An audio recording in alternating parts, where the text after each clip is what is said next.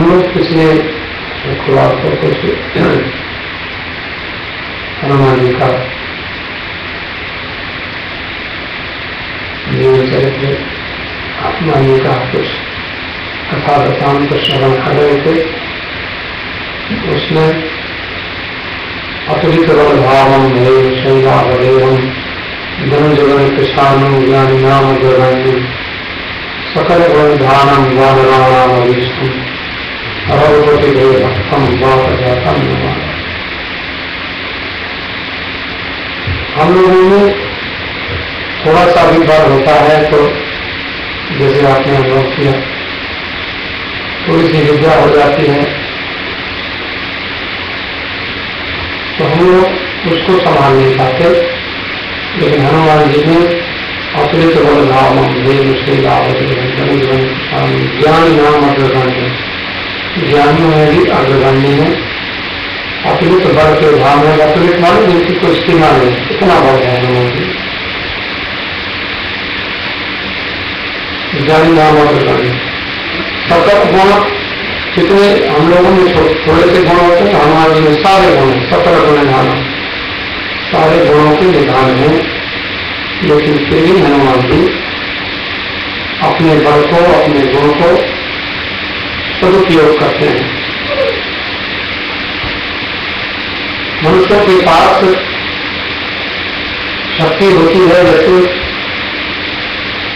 एक शक्ति है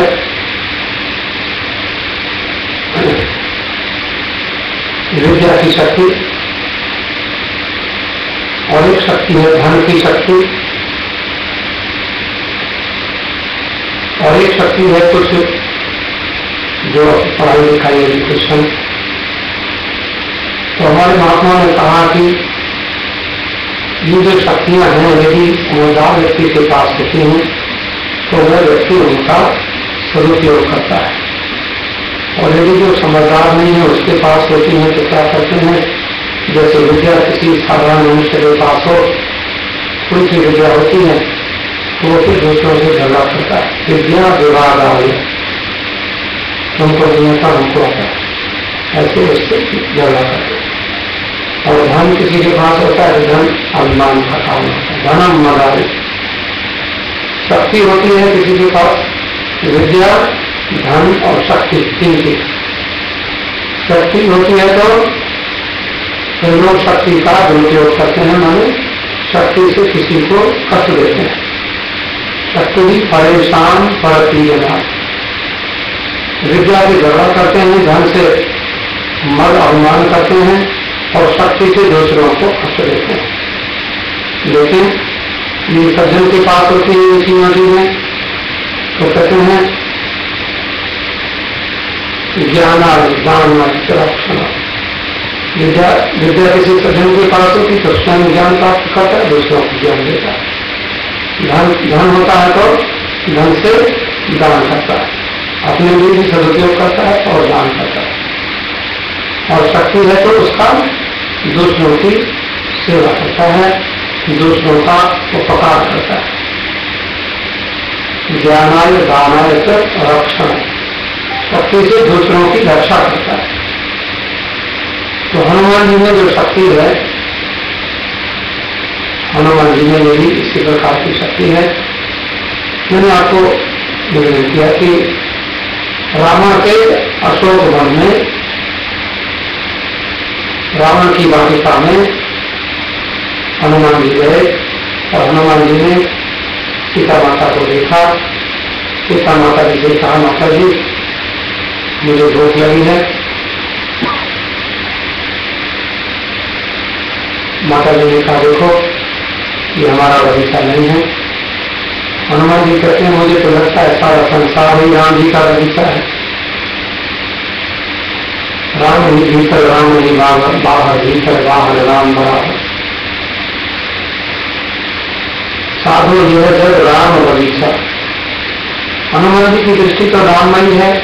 हनुमान जी कहते हैं, माता जी मुझे तो सारा संसार ही राम जी का बगीचा लगता है, और अशोक वन यहाँ तो आप बैठी हुई हैं, कि आपका बगीचा नहीं है, ऐसा क्यों कहती हो?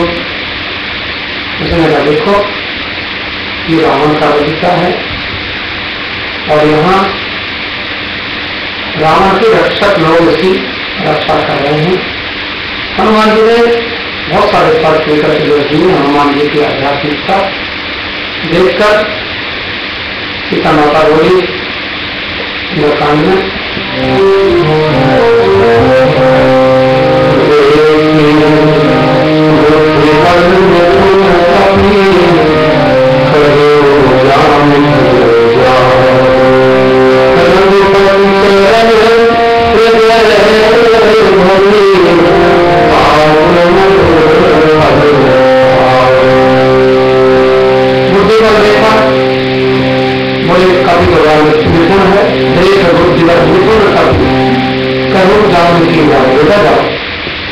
लेकिन एक बात याद रखना, रघुपति चरण हृदय अपने हृदय में कि रघुपति के चरणों को धारण करके मधुर फल खाओ। क्योंकि तुम कह रहे हो, तुमने सच्चाई कही कि रामा का बगीचा नहीं है। संसार वाले कहते हैं मेरा घर है, मेरी जमीन है, मेरा पैसा है, मेरा रुपया है, ये सब तो मानता है। तो तुम ऐसा करो, राम जी के चरणों को हृदय में धारण करके और जाओ और ये मीठे मीठे फल खा लो। हनुमान जी गए। तुलसीदास जी लिखते हैं, जाति कृपा लगने चक्रे मति मंद तुलसीदास हूँ।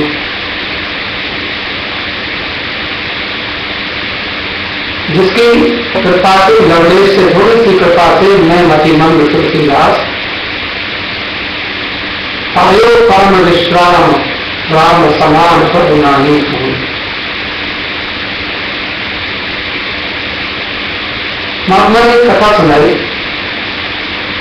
कहते हैं कि एक बार एक बड़े अच्छे महात्मा थे।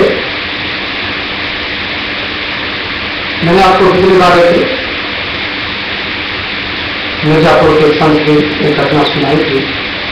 और जैसे हनुमान जी अनन्य भाव रखते हैं, हनुमान जी चारों युगों में रहते हैं। हम लोग कलयुग में थोड़े दुखी हो जाते हैं कि कलयुग में ऐसा होता है, वैसा होता है, लेकिन तुलसीदास जी को तो बड़ा विश्वास है। तुलसीदास जी कहते हैं, कलयुग समझो आन नहीं जो कर विश्वास। कलयुग बहुत अच्छा युग है। हनुमान जी चारों युगों में रहते हैं, लेकिन कलयुग अच्छा कब है? इस कलयुग में अनन्य भाव रखते हैं। अनन्य भाव का मतलब संसार को न देखें, संसार के रूप में भगवान को देखें। यदि ऐसा भाव हमारा दृढ़ हो जाए तो हनुमान जी सबके संकट दूर करते हैं, सारे संसार की सेवा करते हैं। तो संसार समझ के नहीं करते, राम समझ के करते हैं। जब चेतन जब जीव जत सकल राममय जान बंदम सबके पद कमल सदा जोड़ी जुग पान। हनुमान जी सारे संसार को भगवान का रूप देते हैं। तुलसीदास जी ने श्री राममय सब जग जानी करो प्रणाम जोड़ जुग पान जो कहा है कि सारा संसार भगवान से अलग नहीं है। भगवान के बिना संसार हो नहीं सकता है। तो कहते हैं बेचारे ऐसे सज्जन पुरुष थे, उनको कहीं किसी शहर में चले गए, उनको शहर में रात हो गई तो उनको लगा कि अब अपने शहर को वापस जाए तो अब देर हो गई है, रास्ता ठीक नहीं है। तो उनको याद आया इस शहर में तो हमारी बेटी रहती है, लड़की के ससुराल है। हम ऐसा करते हैं, लड़की के घर ही रुक जाते हैं। लड़की के घर चले गए, सारे दिन के थके हुए, अपने आप भोजन बना के खाते थे, बाजार में भोजन करते नहीं थे। लेकिन लड़की बोली पिताजी मैं भोजन बनाऊं, तो बोले थे कि घर का तो मैं खाऊंगा नहीं। ऐसे भारतवर्ष में कितने संत महात्मा हमने देखे सज्जन पुरुष कि बेटी की रोटी नहीं खाएंगे, बेटी के घर में जाएंगे तो रोटी नहीं खाएंगे। बोले मैं तो तेरे घर अन्न नहीं खाऊंगा। लेकिन भूख तो बहुत तेज लग रही थी और बेचारे किसी तरह से काम नहीं पीता, सो गए। भगवान का नाम लेकर सोते थे, भगवान का भजन करते थे। तो जब सोए तो सोते सोते उनको भगवान सपने में आए। सभी ने भगवान का दर्शन किया। तो दर्शन करके उनको भगवान की जो मूर्ति थी कुछ उदास उदास दिखाई पड़ी। तो भगवान के भक्त पूछते हैं, प्रभु आज उदास कैसे दिखाई पड़ रहे हो? भगवान ने कहा, तुम हो तो बड़े अच्छे भक्त, लेकिन हम तो तुम्हारे चक्कर में धोखे नहीं रह गए। भगवान ने कहा, बोले महाराज क्या? बोले आप मुझसे जो कहते हो सब कुछ तुम्हारा है, लेकिन आज पता चला यहाँ तो तुम्हारी बेटी का है और घर में तुम्हारा। मैं अपने अन्न खाऊंगा, तेरा अन्न नहीं खाऊंगा, तो घर तेरा होगा, यहाँ बेटी का होगा। भगवान ने कहा, बेटी का तो खाओगे नहीं, इसलिए यहाँ बेटी का है और वहां तुम्हारा है, तो हमारा कहाँ है? झूठ मूठ कहते हो तुम, हमारा भजन करते हो, हमें भाव रखते हो, हमारा तो कुछ है ही नहीं। बस जब भगवान ने ऐसा कहा, झट से घबराए और आंख खुली तो बेटी को पुकारा, बेटी तो सो रही थी। तो और क्या पिताजी बुलाए, बेटी कुछ है खाने को, तेरा खाने को दे। तो बोला, पिताजी आप रात को तो कह रहे थे कि बेटी का मैं नहीं खाऊंगा। चलो कोई बात नहीं, मैं खाने को देती हूँ।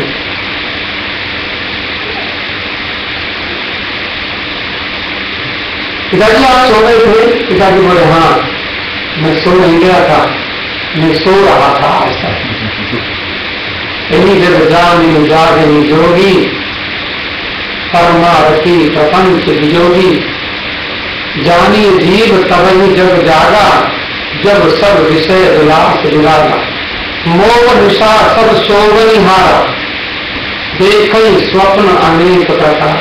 मैं सो रहा था, मेरी बेटी है तो मेरा घर है, मेरा ये तो जब मेरी बेटी हुई, मेरा बेटी का अन्न हुआ, तो भगवान का मैं क्या समझता हूँ? मेरा अन्न भाव कहाँ रहा? मैं आज तक सो रहा था, अब मुझे जागने की इच्छा है। हम लोग जो गाते हैं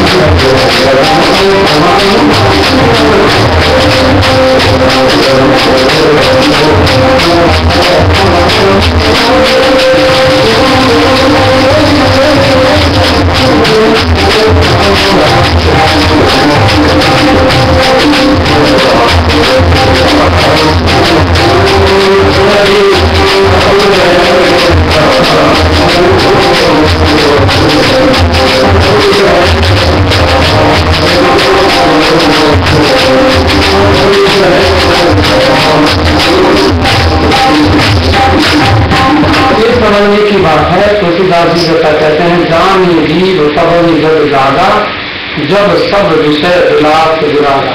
क्योंकि सपने में हम बहुत कुछ देखते हैं, संसार देखते हैं, रेलगाड़ी, जहाज और कितने बड़े बड़े मकान देखते हैं, दुकान देखते हैं, बाजार देखते हैं, लेकिन जब आंख खुलती है तो अकेले हम होते हैं, कुछ होता ही नहीं। जगने का मतलब है केवल हम ही होते हैं। जगने के बाद फिर देखते हैं तो कुछ यहाँ क्या है, तो समझता है तो पानी कितना हमसे खुशी तो पता चलता है कि वो हम देख रहे थे तो क्या था। ये संसार महात्मा कहते ना सपना था, लेकिन सपने की विशेषता है कि जब सपना देख रहे होते हैं तब वो सपना सपना नहीं लगता, तब वो अपना लगता है। सपना कब लगता है? जब आंख खुलती है तब सपना लगता है। ये ऐसे ही ये जो हम देख रहे हैं, महात्मा कहते हैं ये जो देख रहे हैं ये लगता है मेरी मम्मी है, मेरी बहनी है, मेरे बच्चे हैं, मेरा घर है, मेरी बुनियादारी है, मेरा सब ये है, मेरा वो है। लेकिन जब आंख खुलती है तो जब चेतन जब जीव जब सकल राममय जन आंख खुलती है तो कहते हैं सो जानिए। वो कहते हैं तुलसीदास जी महाराज कहते हैं, जानिए जीव तब जब जागा, जब सब विषय विलास विरा। संसार में विराट का मतलब ये नहीं होता बच्चों के बारे में। वैराग्य का मतलब समझ हो जाती है कि हम जो कुछ कर रहे हैं ठाकुर जी के साथ कर रहे हैं, अच्छा कर रहे हैं क्या बुरा कर रहे हैं, लेना देना चलना फिरना सब कुछ भगवान के साथ हो रहा है। तो फिर किसी से हम नाराज नहीं होते, किसी से घृणा नहीं करते, किसी से छल कपट नहीं रखते और फिर जीने का आनंद आता है। तो वो जो सपना था ये 3 घंटे का सपना, कई बार हम 3 घंटे सपना देखते हैं, 12 बजे सोए सपना देखते हैं, 3 बजे आते 3 घंटे का सपना। ये भी 3 घंटे का सपना है, बचपन का जवानी का जवाब देखा 3 घंटे का सपना। और 3 घंटे में अगर समझ आ जाए, कहते जो सपने से ताते कोई, दिन जागे दुख दूर ना होई। राम तुलसीदास जी कहते सपने में कोई हमारा सिर काट दे तो उसकी दवाई डॉक्टर के पास नहीं होती है, उसमें जगने से वो ठीक होता है, क्योंकि सिर कटा ही नहीं है। ऐसे संसार में जो संसार का दुख है, जितना कोई भी दुख क्यों ना हो, उतने ही संसार के दुख हो गए, हमारे धन का दुख हो गया, परिवार का दुख हो गया, दैविक बहुत से 3 प्रकार के कोई भी दुख हो वो जगने से। जगने का मतलब अनन्य भाव, सारे संसार में भगवान को ही देखना, क्योंकि जगना है। परिवार को देखना है तो परिवार नहीं है, देखत देखत ऐसा देख मिट जाए दुविधा रह जाए एक। ऐसा देखते रहो तो सारा संसार नाम रूप हट जाता है। नाम रूप दे ईश उपाधि, इनको उपाधि में ही व्याधि होती है, उपाधि में झगड़ा होता है। नाम और रूप, और नाम में रूप देखता, नाम में नाम देखता, मैं तो जहां देखता सीताराम देखता। ऐसी बुद्धि अगर हो जाए तो मैंने आपको एक बात बताई होगी, हम लोग तो यहाँ पर आए हैं और हम क्या हैं, हम परदेशी हैं। परदेशी क्या होंगे?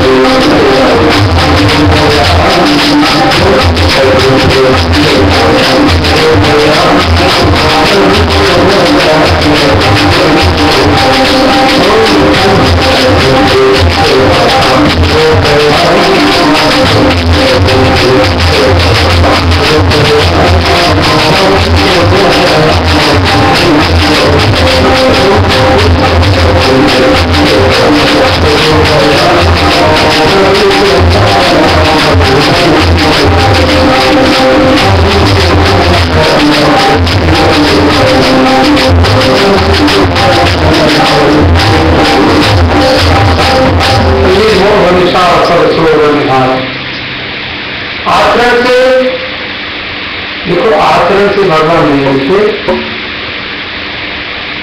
विकार हमारे मन में जो विकार भरे हुए हैं वो समाप्त होने चाहिए। तो भगवान के चरणों को हृदय में धारण करके और सात मधुर फल का, ये मधुर फल क्या है? ये जो मनुष्य के जीवन का जो फल है, यही तन कर फल विषय न भाई, स्वर्गहु स्वल्प अंत दुखदायी।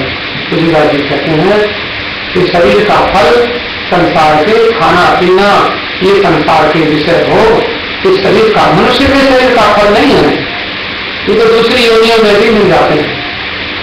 स्वर्ग भी अगर हमको मिल जाएगा वो भी थोड़े दिन के लिए होता है, फिर स्वर्ग से भी फिर नीचे आना पड़ता है, अनेक योनियों में भटकना पड़ता है। इसलिए सीता माता कहती है भगवान के चरणों को हृदय में धारण करोगे तभी मधुर फल खा सकते हो, और नहीं तो ये राक्षस तुमको फल खाने नहीं देंगे। राक्षस कौन है? काम, क्रोध, लोभ, मोह, ये सारे राक्षस भजन करते हैं। राक्षस कहते नहीं, फल नहीं खाना, ये फल तुम्हारे लिए नहीं है, फल किसके लिए है? तुम तो संसार के मनुष्य का भजन करके फल नहीं खाना, मनुष्य भजन करके जो मधुर फल, मधुर फल क्या है? विषय संसार के लोग मधुर फल हो रहे हैं, क्योंकि विषय कहते हैं, विषय माने विषम ज्ञान की विषय। ज्यादा रसगुल्ले खाओ, रसमलाई खाओ तो मुंह कड़वा हो जाता है, ज्यादा खाओ तो फिर पेट में भी खराब गड़बड़ हो जाता है। उसको हिसाब से खाना पड़ता है, देखना पड़ता है, जीव के हिसाब से नहीं, अपने हिसाब से सोचना पड़ता है कितने खा सकते हैं। वो जीव तो नहीं सोचो और दूसरा खा, लेकिन हमें सोचना पड़ता है कि नहीं कितने खाना है, हिसाब से खाना। देखते हैं अपने हिसाब सोचते हैं, एक दो तीन जितना चल जाएगा सोचना। तो ये विषय नहीं तो जहर हो जाते हैं, इनको इसीलिए विष कहते हैं, विषय कहते हैं। विषय माने विषय, विषम ज्ञान की, ज्ञान के मन प्राप्त मन की परिवर्तित हो जाते हैं। विषय, ये विषय खाने में मीठे लगते हैं, देखने में सुंदर, और उसके बाद जो ज्यादा भोग करें, ज्यादा विषयों का सेवन करें तो वो जहर के समान परिणाम देते हैं। मधुर फल खाओ, पिताजी कहते हैं मधुर फल। मनुष्य के जीवन का मधुर फल क्या है? भगवान की प्राप्ति। ये राक्षस हमको खाने नहीं है, इसलिए कैसे खाओगे? रघुपति चरण हृदय धरि सात मधुर फल। अगर किसी को मनुष्य जीवन का फल खाना है तो भगवान के चरणों को हृदय में धारण करना ही होगा। और अगर चरणों को हृदय धारण कर लेंगे तो राक्षस कुछ बिगाड़ नहीं सकते तुम्हारे। तो जब ये कहा राक्षस जो जवाब है, विकार संसार के विकार, काम क्रोध लोग वो, इसके मन में भगवान है, काम क्रोध लोग कहाँ नहीं आ रहे? क्योंकि मन में भगवान आ जाएंगे, जैसे अगर सुप्रिंटेंडेंट आ जाता है तो चोर सब भाग जाते हैं। पुलिस का कोई अगर आईजी और डीजीपी आ जाता है, पुलिस का ऑफिसर आ जाता है तो पुलिस के सामने चोर तो नहीं दिखाई पाएंगे, सब भागेंगे। ऐसे भगवान हमारे हृदय में आ जाएंगे तो सारे चोर अपने आप ही भागेंगे। तब उन्होंने कहा ठीक है, भगवान के चरण की कृपा मिलनी चाहिए विकारों पर विजय प्राप्त करने के लिए। चले उन्नाय सिर बैठे बागा और फल खाने से पर तोड़े लगा। फल खा लिए, फल खाए तो फल खाने के बाद चलो, रावण के जो राक्षस थे वो देख रहे थे फल खा रहा है। एक दिन किसी ने सुपरवाइजर को कहा, सुनो देखो रक्षक होते हैं, देखो वो बंदा आया है, बोले फल खा रहा है, रक्षक खा रहा है, उसको खाने। बंदा के दो चार फल खाएगा, कोई बात नहीं, रावण पूछेगा फल खाए तो फल को रावण ने गिर के थोड़ी रखते हैं कितने फल लगेगा, हम कहेंगे कम फल लगे थे, कोई बात नहीं खा लेने दो, कितने फल खाएगा। तो कोई रक्षक आया नहीं दौड़ते, लेकिन जब फल तोड़ने लगा फिर तोड़ने लग गए हनुमान जी, तो राक्षस ने कहा आप तोड़ना पड़ेगा, क्योंकि फल खाए तो फल को तो कहते थे रावण के इतने ही लगे थे, लेकिन अब पेड़ों की गिनती पेड़ तो नहीं, पेड़ तोड़ देगा तो पेड़ कम हो जाएंगे तो हमें तो फिर पता मिलेंगे। तुम्हारे रहते हुए तुम जंगल में अशोक वाटिका में रक्षा कर रहे थे, तुम्हारे रहते हुए बंदर आया और पेड़ तोड़ कर चला गया। पेड़ कहाँ है? इतने पेड़ यहाँ का पेड़ कहाँ गया? पेड़ लाइन में लगे हुए गिनती है, इतने इस लाइन में, इतने इस लाइन में, इतने इस लाइन में, ऐसे लोग गिन के लगाते हैं बगीचों में पेड़। कहाँ गए? पेड़ कहाँ है? तो अशोक वाटिका का हमारे महात्मा कहते हैं अशोक वाटिका का फल खाना चाहिए। फल माने अशोक वाटिका क्या है? शोक नहीं, जहां शोक नहीं उसी को तो अशोक कहते हैं। तो क्या हुआ? असिर झुकाया सीता मैया के चरणों में और हृदय में राम जी को धारण किया। तो सिर भी झुकने चाहिए और हृदय में भगवान है। सिर माता जी के चरणों में झुके और हृदय में हनुमान जी की एक विशेषता है। ऐसा फल जिसमें शोक नहीं है, माने जीवन का जन्म जन्मांतरों का शोक मिट जाए, सदा सदा के लिए।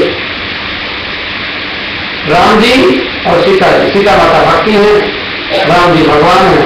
तो भगवान भक्ति और भगवान दोनों से जुड़ गए। हनुमान जी भक्ति और भगवान से जुड़े हैं तो रावण की लंका में भी विजय प्राप्त करके आए।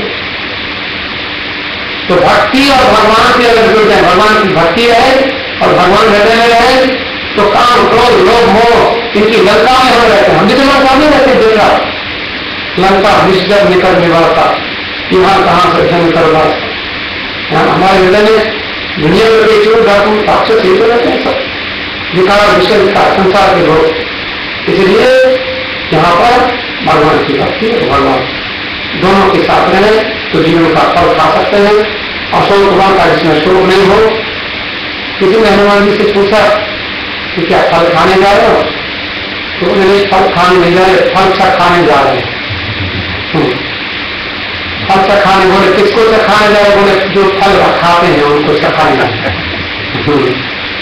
जो फल रखा रहे हैं, रखाने के लिए बैठे उनको फल चखाने जा रहे हैं। तो क्या है उसमें गोस्वामी लिखते हैं, भजे न राम ही सो फल ले। तुम लोगों ने भगवान का भजन नहीं किया तो तुमको हम फल चखाएंगे। जो भगवान का भजन नहीं करते उनको जीवन में फल चाटना पड़ता है। फल चाटना माने दुख उठाना पड़ता है। भजन न करने का फल, भजन न करने का फल। राक्षस तो अशोक वाटिका का फल नहीं खाते, उसकी रक्षा करते हैं, लेकिन भजन न करने का फल उनको खाना पड़ता है। भजन नहीं करते तो ये फल खाना पड़ेगा। हनुमान ने फल खाए, लेकिन जब पेड़ों को तोड़ने लगे तो कहते हैं हनुमान जी ने पेड़ क्यों तोड़े? किसी ने पूछा कि पेड़ क्यों तोड़ रहे थे? तो कहते हैं पेड़ इसलिए तोड़ रहे थे कि आज जब कोई फल खाता ही नहीं तो पेड़ों का क्या करें? लंका में कोई फल तो खाता ही नहीं।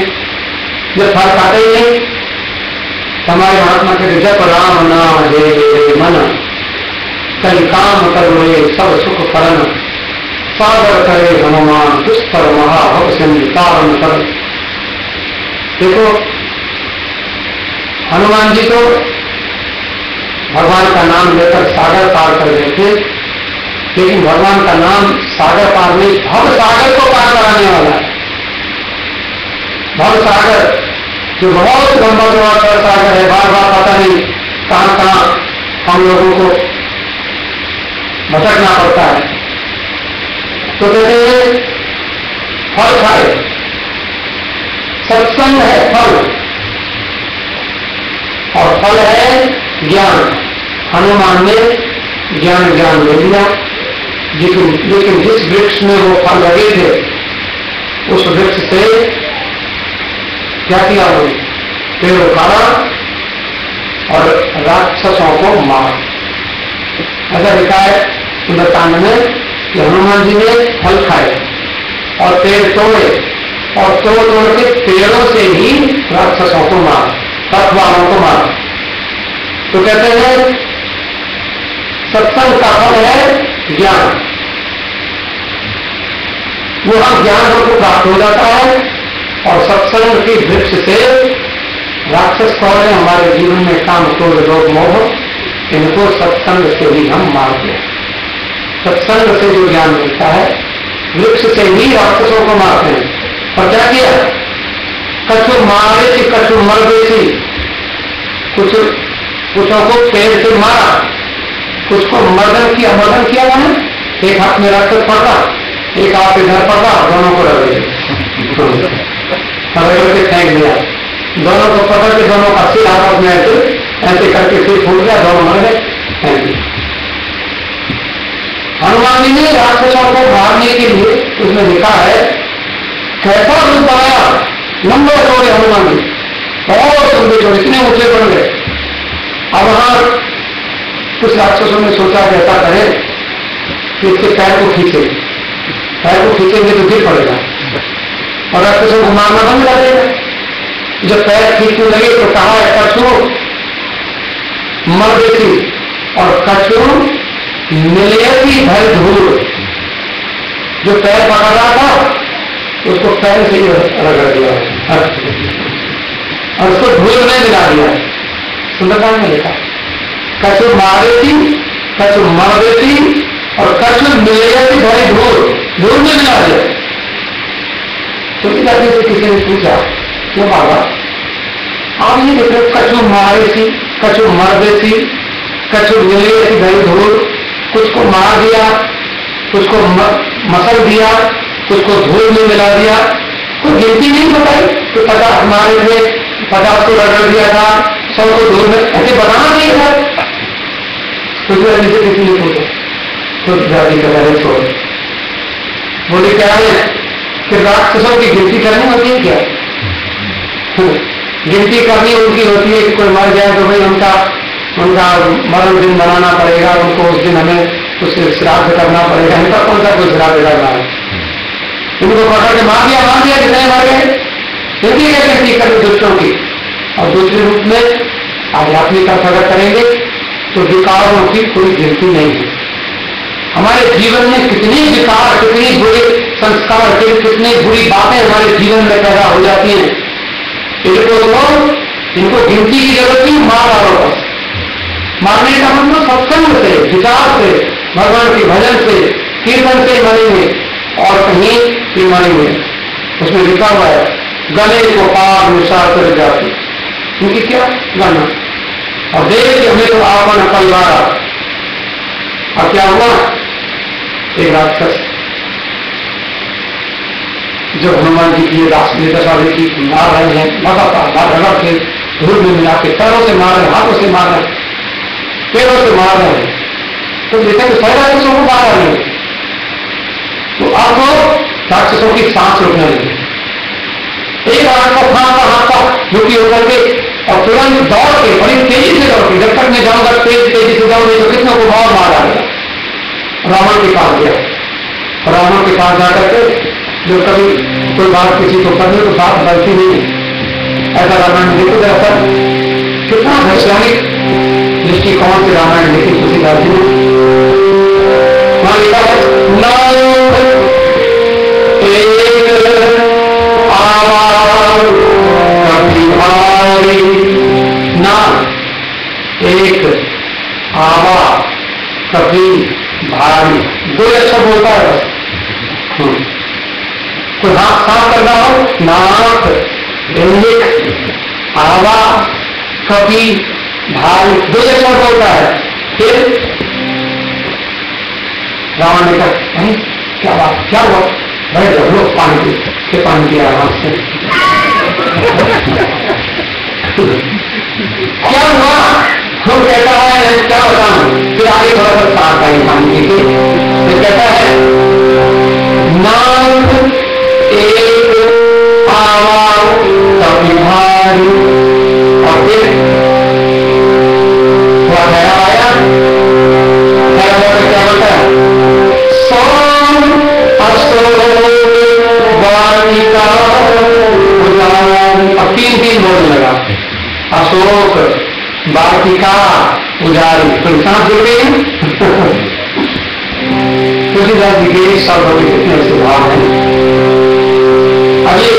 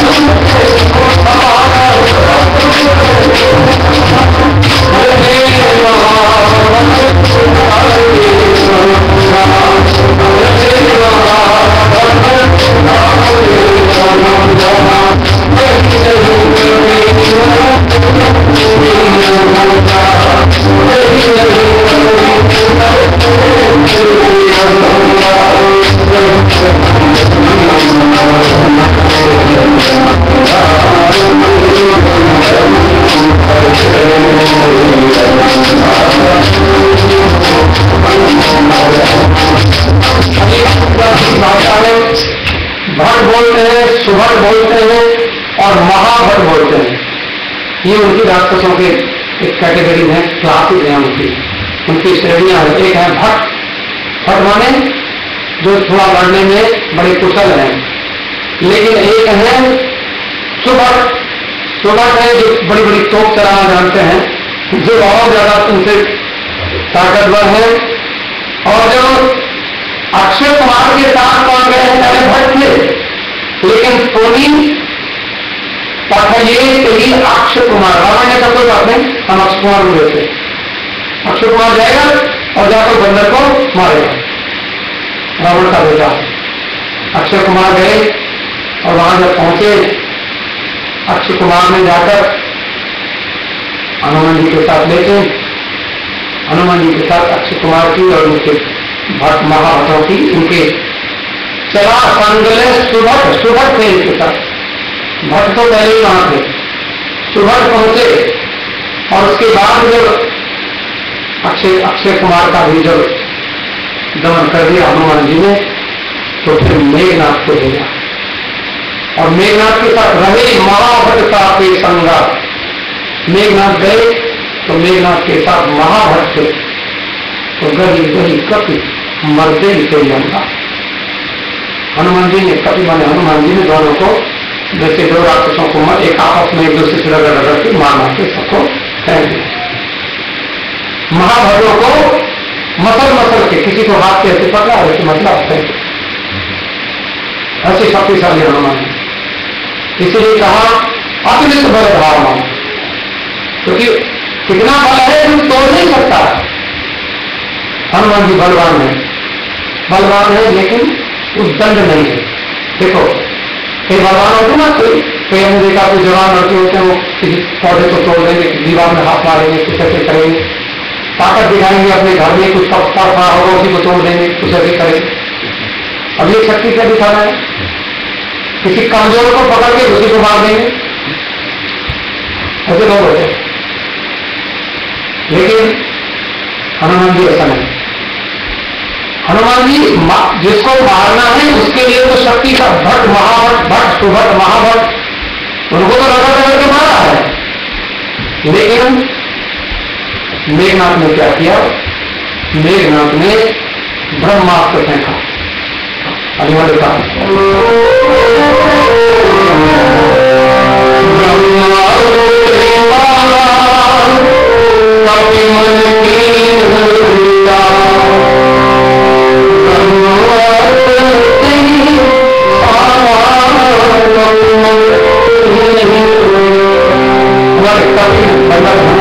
मानने विचार किया ब्रह्मा कि मेघनाथ को ब्रह्मा जी ने प्रसन्न होकर वरदान दिया कि जब तुम्हें कहीं कोई ज्यादा परेशान करे तो ये ब्रह्मास्त्र चला होना। तो उन्होंने देखा ओहो, तो हनुमान जी ने ब्रह्मा जी को ब्रह्मा जी को नमस्कार और नमस्कार किया और ब्रह्मास्त्र के सामने हाथ ऐसे करके चुपचाप खड़े हो गए और अपने सीने पर ब्रह्मास्त्र को ले लिया। ये क्या क्या विवाद कि हमारे यहाँ जो न ब्रह्म सर्वानु महिमा मिटे अपार। अगर ब्रह्मास्त्र को मैं नहीं मानूंगा तो मैं नहीं मानूंगा तो कौन मानूंगा, क्योंकि ब्रह्मा है, प्रिय ब्रह्मा सृष्टि बनाता है, ब्रह्मा की मर्यादा हमको माननी पड़ती है। हमारे नीति शास्त्र में लिखा है अभिवादन शीलस्य नित्यम विद्धो सेविनः चत्वारि तस्य वर्धन्ते आयुर्विद्या यशो बलम। जो बड़े लोग जहां दिखाई पड़े उनको नमस्कार और बड़ों की सेवा कर। हनुमान जी बड़ों की सेवा करते हैं। ब्रह्मा जी की बात उन्होंने मानी और ब्रह्मा जी को मानकर, ब्रह्मा जी के अस्त्र को मानकर उन्होंने स्वीकार कर लिया। हम लोग ये मूल मंत्र हनुमान जी ने हम लोगों को दिया कि देखो हमारे घर में ब्रह्मा जी कौन है, हमारे परिवार के क्रिएटर कौन है, हमारे ग्रैंडफादर। अगर ग्रैंडफादर बैठे हैं तो वो कुछ भी, अब वो डंडा भी लेके हमको हमारे पीछे दौड़ेंगे नहीं। अगर वो कुछ बोलते हैं तो हमें उनके पास जाके शांति से सुनना पड़ेगा। और अगर वो कहते हैं आज तुमको वहां नहीं जाना है, तुमको ये करना है, तो हमें उनकी बात को माननी पड़े। कई सभा हो रही हो, हमारे महात्मा कहते हैं नशा सभा यत्र नशंति वृद्धा, तो रोड बनता है, मंदिर बनता है, उसमें बूढ़े लोग बेकार जरूर होने चाहिए। कोई तो युवक मंडल बनाते हैं, युवक मंडल बनाते हैं तो कोई झगड़ा कर बैठते हैं, दुनिया भर का परेशानी है। एक बूढ़ा आदमी जरूर होना चाहिए। तो मीटिंग हो रही है, मीटिंग में सुनो सुनो बूढ़ों की भाव लाते, बूढ़ों की जरूरत नहीं, बूढ़ों को भगा देते हैं। तो कहते हैं नशा सभा यत्र नशंति वृद्धा, वो सभा नहीं होती जिसमें बूढ़े नहीं होते, और वृद्धा के ये न बदंती धर्म, वो बूढ़े नहीं जो धर्म की बात नहीं करते। और धर्मम तक यत्र नता के सत्यम, धर्म वो नहीं है जिसमें सत्य ना हो। सत्य का धर्म क्या है? धर्म न दूसरे सत्य समान। और सत्यम है भी यत्र छलनान विधम, सत्यम यत्र छलनान विधम, और जिसमें छल कपट भरा हो वो सत्य नहीं है। देखो कितना बढ़िया दिखता है कि वो सभा नहीं जिसमें बूढ़े नहीं, वो बूढ़े में धर्म की बात ना करे, वो धर्म नहीं जिसमें सत्य ना हो, और वो सत्य नहीं जिसमें छल मिला हुआ। तो बूढ़ों की बात माननी चाहिए। हम लोग देखते हैं सारे बूढ़े, उनको एक कमरे में बिठा दिया जाता है। कई जगह तो जो ऐसे लोग होते हैं अंदर की बात नहीं करते, सब तो अपने पास रहते हैं। किसी ने पूछा कि दादाजी तुम्हारे पास रहते हैं कि नहीं? दादाजी तो मेरे पास नहीं रहते। बोले क्यों? हमने तो सुना था दादाजी तुम्हारे पास रहते हैं। बोले नहीं, मैं उनके पास रहता हूँ। हम उनके पास, पिताजी आप पिताजी आपके पास अपने पास रहते हैं? नहीं, पिताजी मुझे अपने साथ रखते हैं। काम हम करते हैं, कमाते हम हैं, लेकिन बड़ी आवाज नहीं है। पिताजी, मैं पिताजी के पास रहता हूँ, मैं माताजी के पास रहता हूँ। ये बढ़िया बात। किसी ने बेचारे कोई ऐसे थे, किसी के बच्चे, यहाँ तो कोई ऐसे होंगे, किसी के ऐसे वो बच्चे जो थे वो बच्चे छोड़ के चले गए। किसी ने पूछा कि बुढ़ापे में तुम्हारे तुम अकेले रहते हो? किसी ने हम में चले गए, बेचारे क्या करें? बोले तुम अकेले रहते, अकेले में दौड़ रहे होंगे, अकेले तुमको बुरा नहीं लगता है तुम्हारे बच्चे तुम अपने काम में नहीं रखते? बोले क्या बुढ़ापे में बुरा? बोले क्या? तो दोस्त लोग अलग अलग, बोले दोस्त भी मेरी उम्र के दोस्त भी नहीं रहे, तो दोस्त भी सब मेरे से बहुत छोटे हैं, उनको भी थोड़ा सा आने अच्छा नहीं लगता होगा, इतनी तो अकेले पड़ जाए तो आपको नहीं लगता बुरा? बोले बुढ़ापे में दोस्तों की बदगुमानी का क्या गिला, दूर रहते हैं सभी गिरती हुई दीवार से। फिर जब दीवार घुसने लगती है तो सब लोग दूर हो जाते हैं, क्योंकि हम जाने वाले हैं। इतने लोग, बड़े लोग तो कभी सोचते नहीं कि हमारे पास तो क्यों नहीं आता, लेकिन वो तो बड़े लोगों को हमें ही सोचना पड़ता है। हनुमान जी ने ब्रह्मा जी का अस्त्र स्वीकार कर लिया, मूर्छित हो गए, आपत्ति आई विपत्ति आई, लेकिन बड़ों का अपमान, बड़े अपमान कर गए तो उसमें कोई चिंता नहीं। हमारे राम ने बोलता नहीं करते।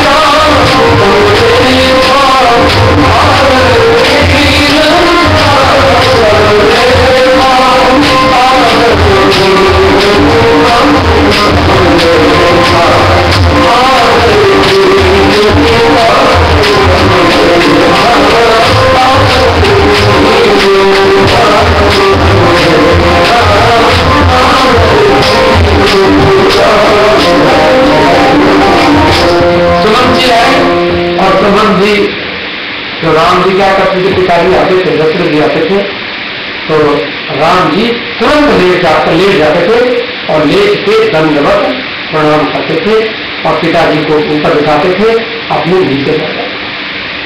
अपने कमरे में हम ऊपर बैठे हैं, लेकिन वहां की मर्यादा है, नियम है। और पिताजी जैसे बोलेंगे वैसे करना है। माता पिता गुरु प्रभु की वाणी विनय विचार करिए सुर जाए, उसमें तो कर्म नहीं करना। नहीं पिताजी ऐसा नहीं, पिता सुनो ऐसा करना, ऐसा जरूर ऐसा ही है, जो कह दिया वैसा ही करना। और सुमन तो पिताजी नहीं है, पिताजी की तरह से देव से दंडवत किया और उनको कुर्सी दे दी, आप नीचे बैठ गए। सुमन तो कहते हैं महाराज आप तो राजकुमार हैं, बड़े बड़े राजकुमार हैं आप, और आपका सिंहासन है, आप गद्दी के मालिक हैं, मैं तो आपका साधारण मंत्री हूं, लेकिन नहीं, इतने बड़े हैं आप और इतने बड़े होकर के हम आपके सामने, तो हम तो आपके बच्चे ही हैं।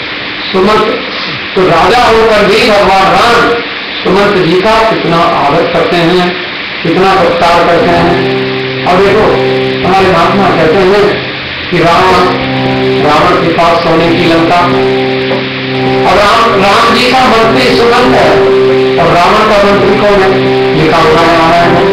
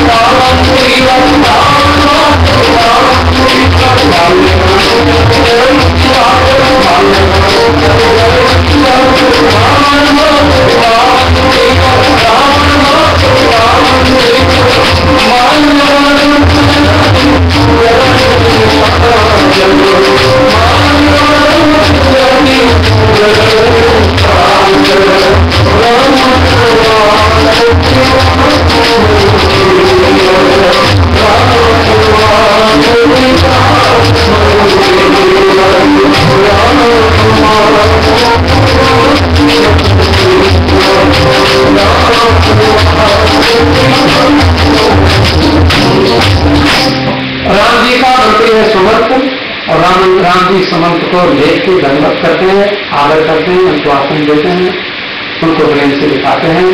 और रावण क्या करता है, रावण का माल्यवंत, रावण के मंत्री जी का क्या नाम है, माल्यवंत, रावण ने कहा माल्यवंत अति जरट है, जरट माने बुरा, और अति जरट माने बहुत बुरा। अब एक आदमी तो बहुत बुरा होता है, चलो चलो चलो किस तरह चलता रहता है वो आदमी, वो तो बुढ़ापे में क्या होता है, बुढ़ापे में हम लोग जो तलवार चलाते हैं वो तलवार तो नहीं चलती, शस्त्र नहीं चलते, लेकिन शास्त्र चलते हैं। शास्त्र माने रामायण, गीता, भागवत। बुढ़ापे में जितने बढ़िया समझ में आते हैं उतने जवानी में नहीं आते। हम लोगों को होता क्या है, जब जोश था तो होश नहीं था, और होश आया तो जोश नहीं रहा। लेकिन समझदार भाग्यशाली वो लोग होते हैं जिनको जोश रहते होश आ जाता है। कभी कभी तो जोश रहते रहते होश आ जाता है, कभी कभी नहीं आता।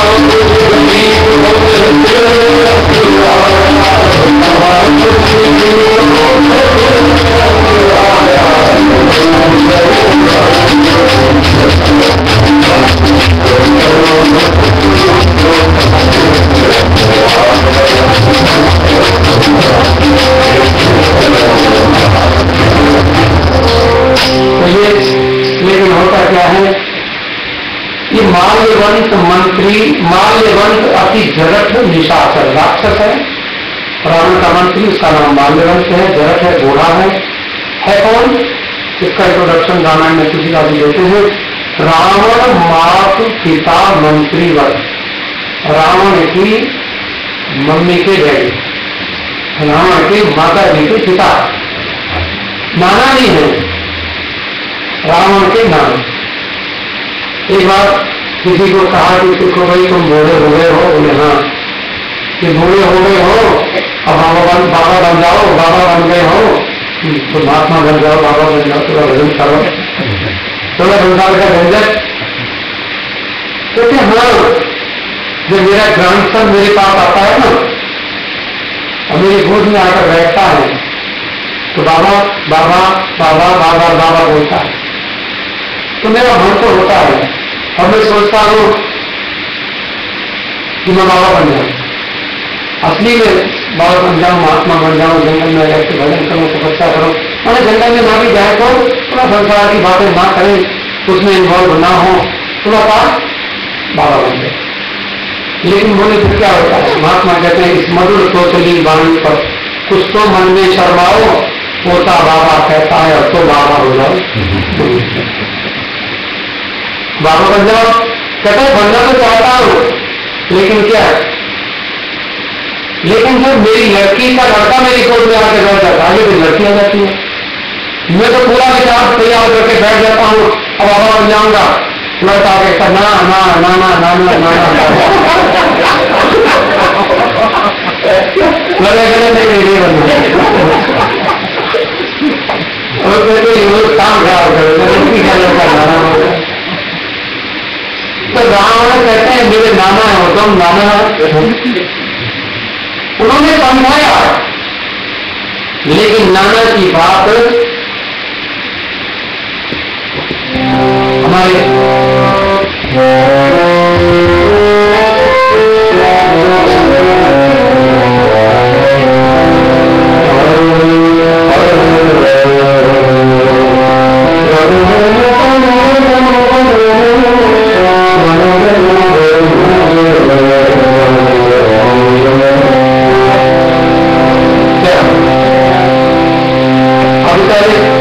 नाना जी समझाते देखा रावण को ऐसा नहीं करना चाहिए, किसी भी घरवाली को ऐसे ले आओ जब तुम्हारा भर्ती हो, तुम्हारी माँ का पिता हो, मेरी बात मानो, तो बेचारे अति बुरा माल्यवंत है और जरठ माल्यवंत अति जरठ निशा है। रावण माँ के पिता मंत्री है, रावण से कहना नहीं।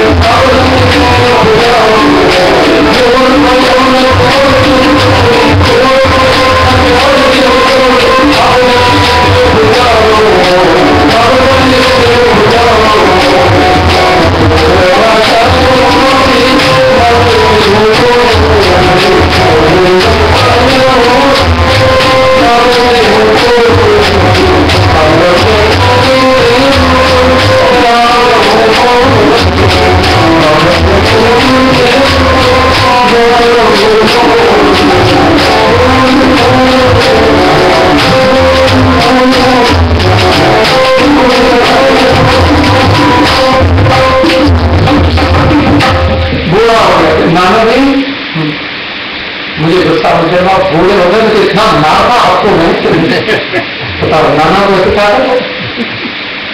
अब विचार करिए कि राम जी का राज्य 14 साल तक जंगल में रहे और राम के पास नहीं रहा, और 14 साल तक राम ने कोई टेलीफोन नहीं किया, कोई पत्र नहीं लिखा, महाराज जी ठीक कर रहा है ना, सुनो, और किसी से पूछा नहीं कि ऐसा तो नहीं कोई मेरा किसी ने हड़प तो नहीं किया।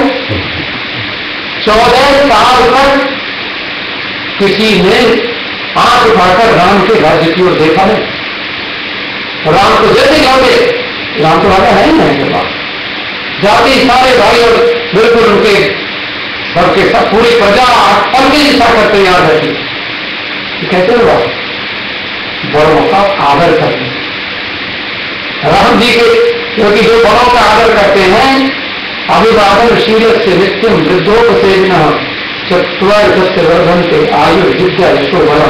4 दिन बढ़ती है, आयु बढ़ती है, विद्या बढ़ती है, यश बढ़ता है, बल बढ़ता है। कैसे? तो हम बड़ों के सामने सिर झुकाते हैं, और बड़ों के सामने अपने निजी को जाओ होगी।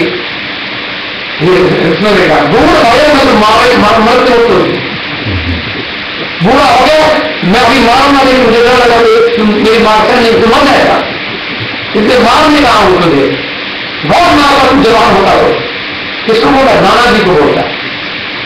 तो नाना जी को ऐसे बोलता, उसको ऐसे राक्षस उसी को कहते, तो नाना को ऐसे बोल। और हमारे महात्मा उसने हमारी मंदोदर में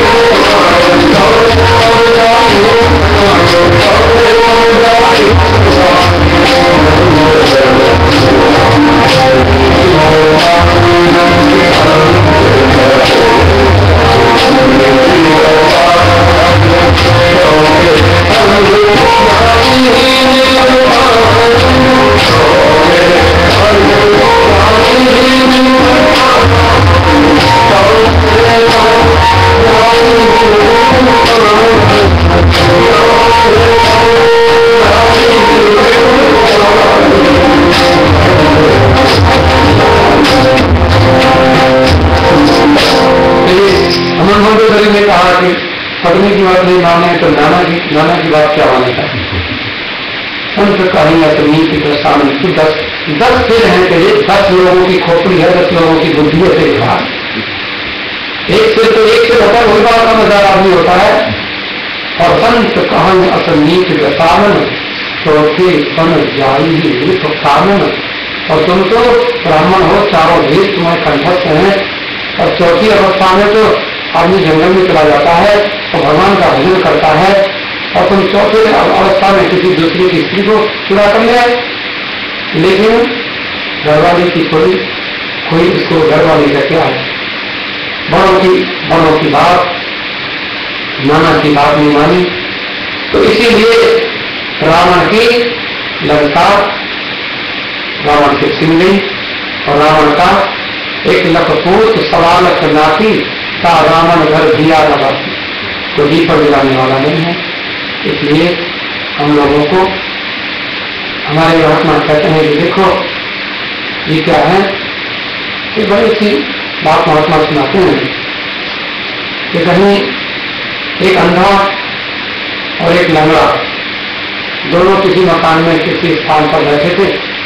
उस स्थान में, उस घर में जहां बैठे थे, आग लगी। तो एक व्यक्ति लंगड़ा वो चल नहीं सकता था, आग बड़ी तेज थी। और एक अंधा था, उसको दिखाई नहीं पड़ता था। तो दोनों ने समझौता किया कि देखो आग लग रही है, मकान बहुत बड़ा है, जल्दी से हम इसमें से निकल नहीं पाएंगे, इसी में मर जाएंगे। बोले फिर क्या करना?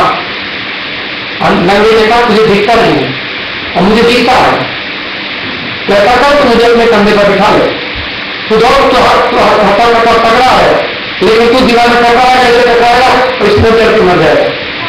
हमारी मजबूरी है, हमें समझौता करना पड़ेगा। लेकिन नहीं किया। उसमें क्या है? अंधा कौन है? अंधी है इग्नोरेंस, जिसको पता नहीं है क्या करना चाहिए। और लंगड़ा है ज्ञान या बुढ़ापा। एक बूढ़ा है, एक जवान है। बुढ़ापा लंगड़ा है और जवानी अंधी है। लेकिन अगर दोनों एक दूसरे का सहयोग ले लें, जो हमारी चंचलता है, बड़ों के पास में बैठ जाएं, बड़ों से कुछ शिक्षा ले लें, तो हम लोगों के जीवन का कल्याण हो सकता है। ऐसे थोड़ा सा हम लोगों ने कुछ विचार किया, इसी शब्द के साथ थोड़ा सा स्मरण करते हुए बड़े प्रेम से भगवान का स्मरण करते हुए आज की कथा को हम विश्राम देंगे। लेकिन थोड़ा मेरे साथ कर रहे ऐसा